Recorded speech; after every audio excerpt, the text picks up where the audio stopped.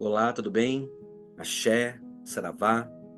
Bem-vindo a você que chegou a esse vídeo, pelo título talvez, pela curiosidade. Bom, meu nome é Thiago, eu sou médium de Umbanda desde 2012, entre indas e vindas, e eu estou aqui hoje para partilhar um pouquinho com vocês do meu estudo, da minha vivência sobre as origens da Umbanda. Então, este vídeo é para falar sobre isso, sobre a origem e sobre as influências da Umbanda, tal qual nós a concebemos hoje.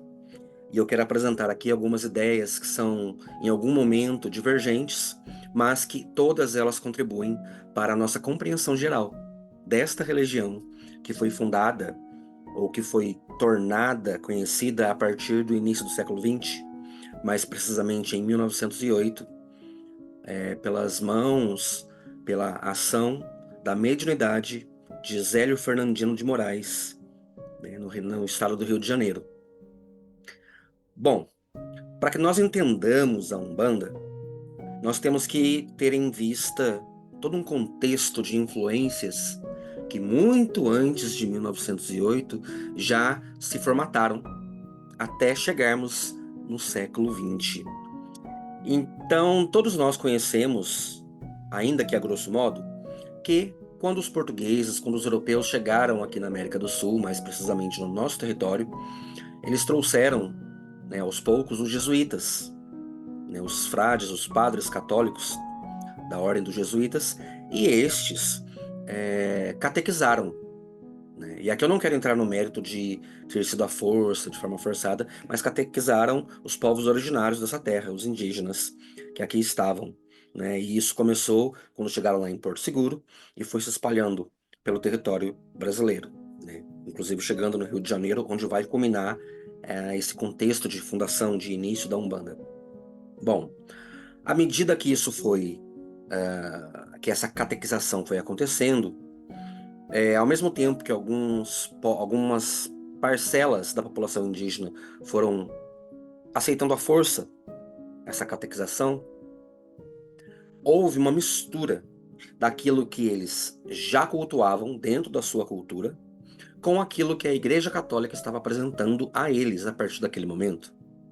E esse culto, essa mistura, se deu inclusive como uma forma de resistência. Era como se eles cedessem no primeiro momento para não ceder definitivamente.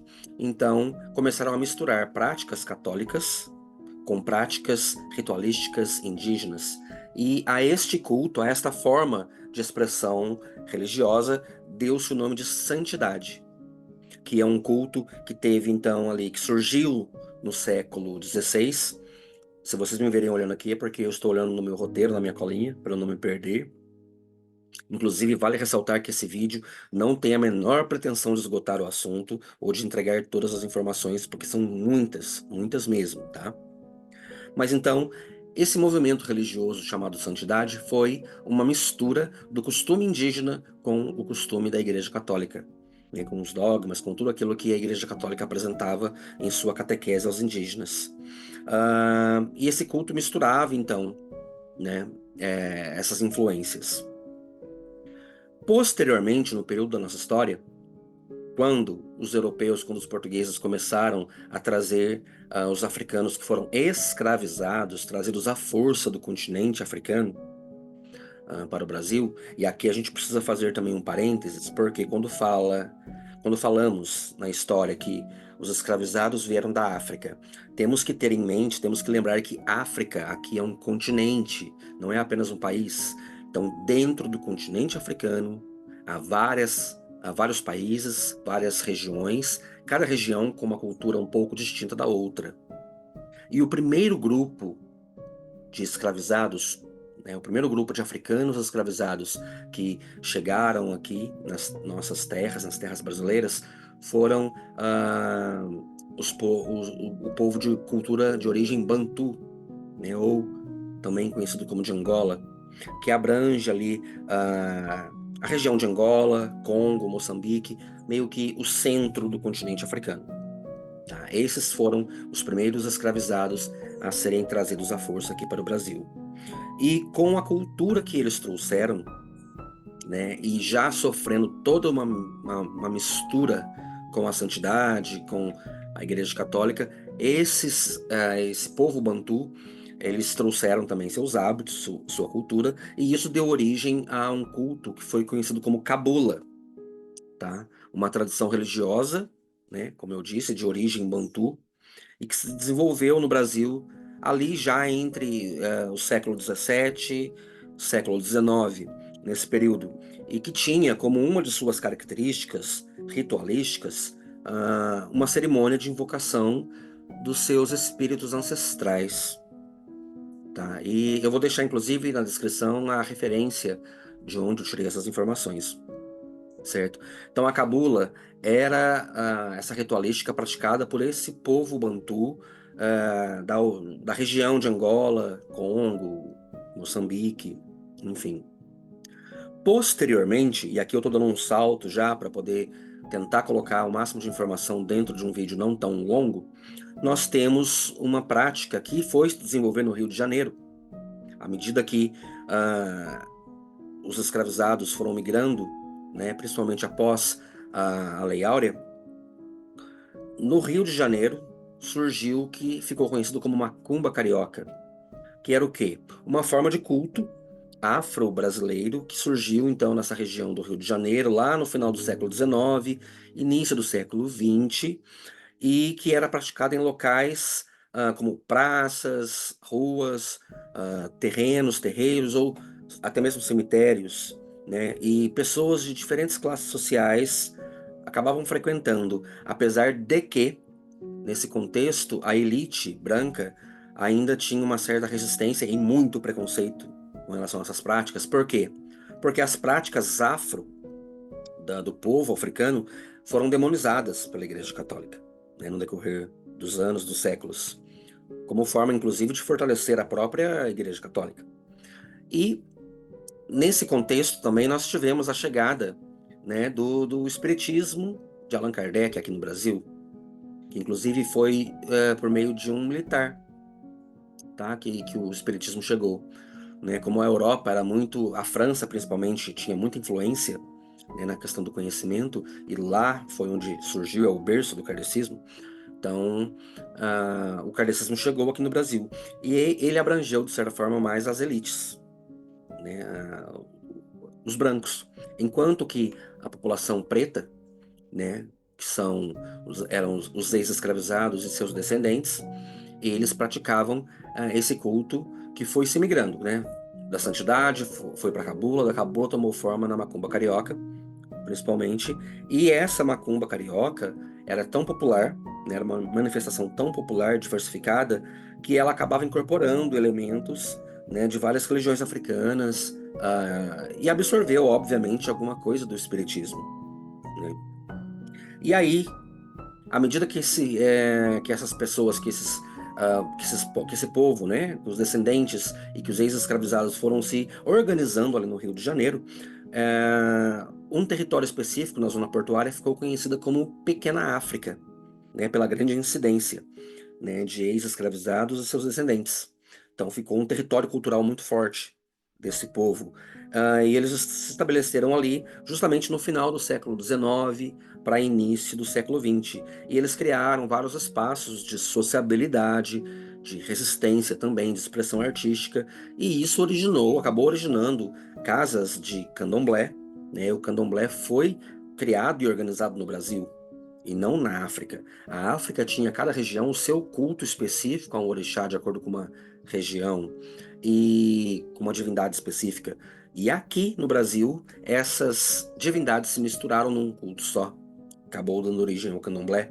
E o candomblé também, quando nós falamos de candomblé, nós temos que pensar que não há apenas um candomblé, né? Mas nós temos nações, ou seja, cada candomblé ele tem um olhar específico para um povo de uma região específica da África que cultuava uma divindade específica.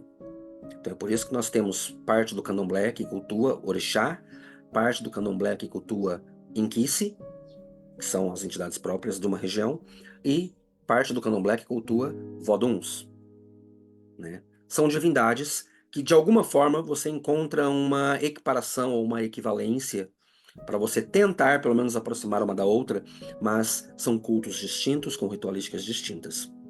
Bom, então, ali nessa pequena África, nessa região, não só o povo Bantu, mas também um povo de uma outra região do continente africano, como da Nigéria, um pouquinho mais ali para o oeste da África, Nigéria, Sudão, Daomé, né, que não vivia o idioma Bantu, nem da cultura Bantu, mas sim a sua cultura própria, que era a cultura Iorubá, e por consequência eles cultuavam divindades diversas, diferentes do povo Bantu. Com essa mistura toda, começou-se então a se estabelecer essa macumba carioca. E nesse contexto, no início do século XX, esse médium Zélio Fernandino de Moraes, que não era de uma família espírita, né, ele começou a ter manifestações que estavam comprometendo a sua saúde. E seus pais, preocupados, levaram primeiramente à Igreja Católica, aos padres. Os padres não sabiam como resolver. Ele foi ao médico, foi a vários médicos, também não sabia como resolver, até que foi indicado que buscassem talvez um centro espírita para buscar alguma solução para isso, né? E lá, numa sessão de kardecismo, ele recebeu uma entidade que se apresentou como caboclo, como um nativo da terra brasileira, né? Povo originário. Mas aí aconteceu o quê? Esse espírito, essa entidade, não foi bem recebida na mesa do kardecismo, considerada talvez como um espírito pouco evoluído. Havia um costume ou uma ocorrência, não vou dizer costume, mas uma ocorrência de que espíritos mais elevados, mais enobrecidos, eram os que vinham sempre prestar algum atendimento na mesa de Kardec, seja para orientação, para qualquer outra função. E esse espírito de um indígena, de um caboclo, foi considerado não bem-vindo na mesa. E portanto, no dia, isso aconteceu, essa sessão aconteceu no dia 15 de novembro.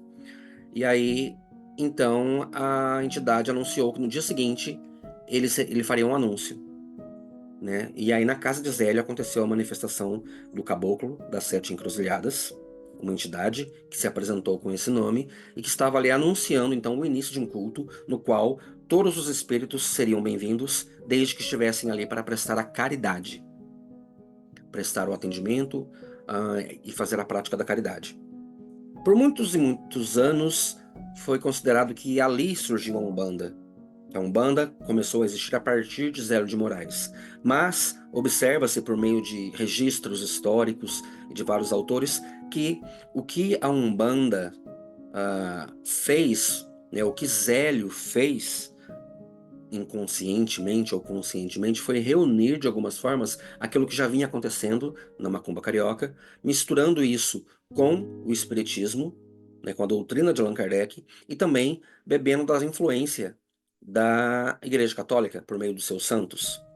E sabemos também na história que os escravizados adotaram o sincretismo como uma forma de sobrevivência para manter o seu culto vivo. Então, eles cultuavam por meio das imagens dos santos católicos suas divindades africanas, porque encontravam certa similaridade entre as histórias, né?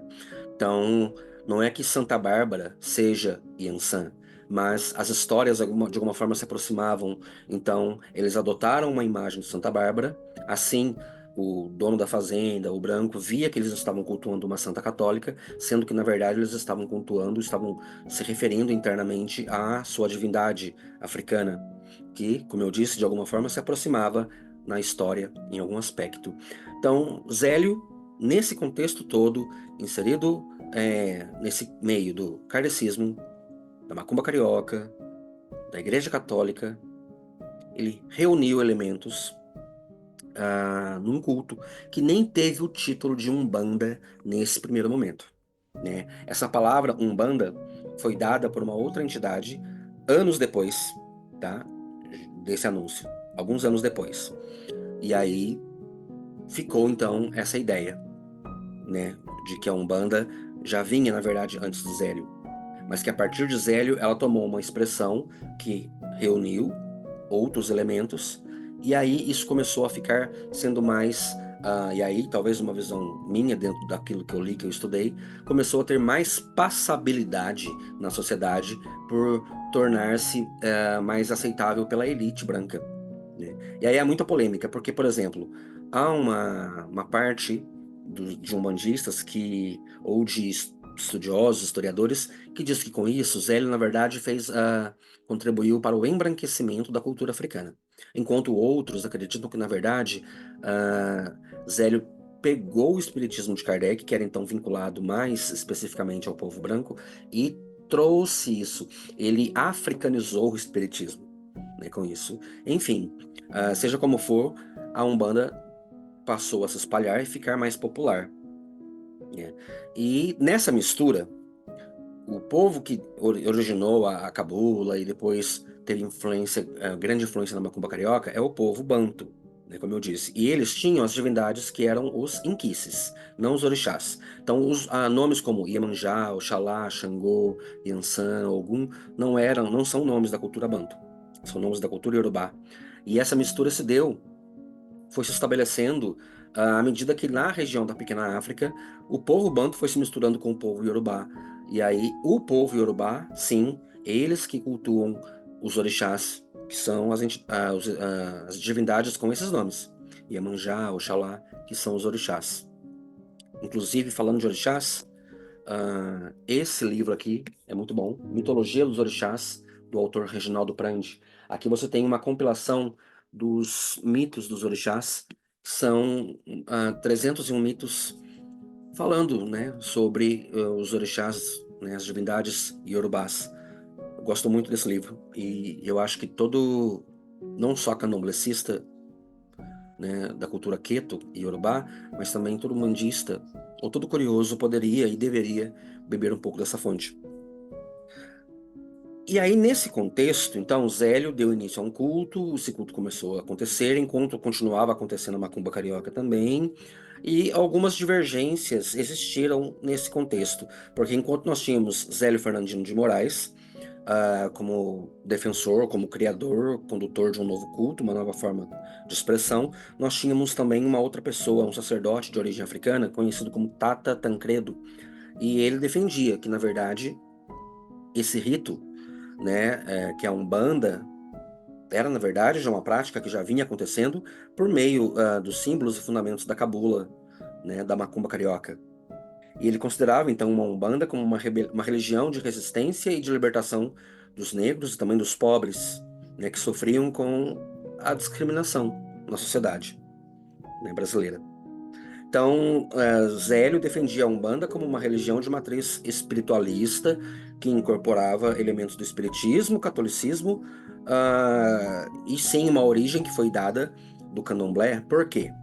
Porque a manifestação de espíritos dentro do culto que Zélio estava ali então fazendo com os seus seguidores familiares se dava com a mistura de caboclos. O caboclo é a representação do indígena, do povo originário do Brasil, assim como de pretos velhos, né, que foi também uma outra entidade, que eram entidades que representavam pretos que foram escravizados, desencarnaram aqui e, pela lei da espiritualidade, da evolução, prestavam serviço, prestavam a caridade. Então, por meio desses pretos velhos, né, a cultura iorubá acabou se fazendo presente. E aí se deu, então, esse culto aos orixás. E uma grande premissa da Umbanda seria que tudo que fosse feito dentro desse rito seria pela caridade, movido pela caridade e para a caridade. É por isso que há muita fala, muito dizer que a Umbanda não se cobra nada, porque a Umbanda é caridade, né? Esse ficou como um fundamento. Inclusive, essa foi uma especificação do Caboclo das Sete Encruzilhadas, né? Uma coisa muito específica dita por ele e tal. E assim formou-se então a Umbanda. Há ainda muita discussão, há ainda muita divergência, mas eu entendo hoje em dia a Umbanda como uma mistura. Se você tem, por exemplo, um café e um leite em copos separados, então aqui é só café, aqui é só leite. A partir do momento que eu misturo num terceiro recipiente, eu não tenho mais café nem leite, eu tenho café com leite, é uma terceira bebida. Então a Umbanda, de alguma forma, eu faço essa metáfora. Ela é como um terceiro elemento. Quando ela se misturou com outros elementos, ela deu origem a um terceiro. E aí nós temos então a Umbanda. Então você pode, eu não vejo problema, você pode rezar para santos católicos, você pode ter as suas imagens de santos católicos no seu altar ou nos templos, mas acima de tudo isso, eu acho que é importante você, o médium, ou qualquer pessoa, reconhecer essa origem do culto aos orixás como africana, como divindades do povo preto, como divindades pretas, e que os santos católicos, por meio do sincretismo, acabaram ficando não só de forma religiosa, mas culturalmente também, né, dentro do culto. E assim como a doutrina de Kardec também se faz presente, né, para entender esse mundo, o plano espiritual e tudo mais.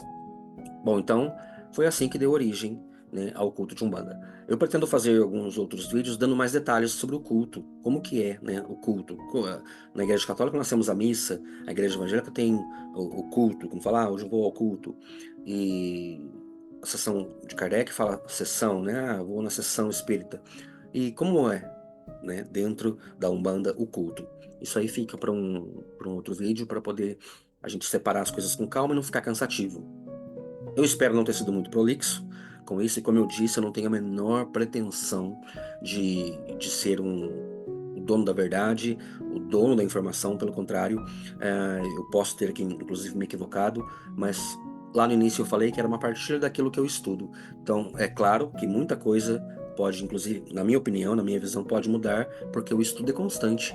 Né? Umbanda é uma religião nova, de qualquer forma, ela é uma religião nova, tal qual ela se estabeleceu e muita coisa vai sendo orientada pela própria espiritualidade também, certo? Então é isso, espero que você tenha gostado. Se você tiver alguma dúvida, alguma colocação, pode deixar aqui no comentário, enfim, de forma respeitosa, peço eu, por gentileza. Estamos aqui para promover o combate à ignorância, à intolerância religiosa. E é isso, minha saudação aos meus irmãos mundistas, aos meus irmãos candomblecistas, aos meus irmãos espíritas e a todos os demais irmãos. Axé, Saravá.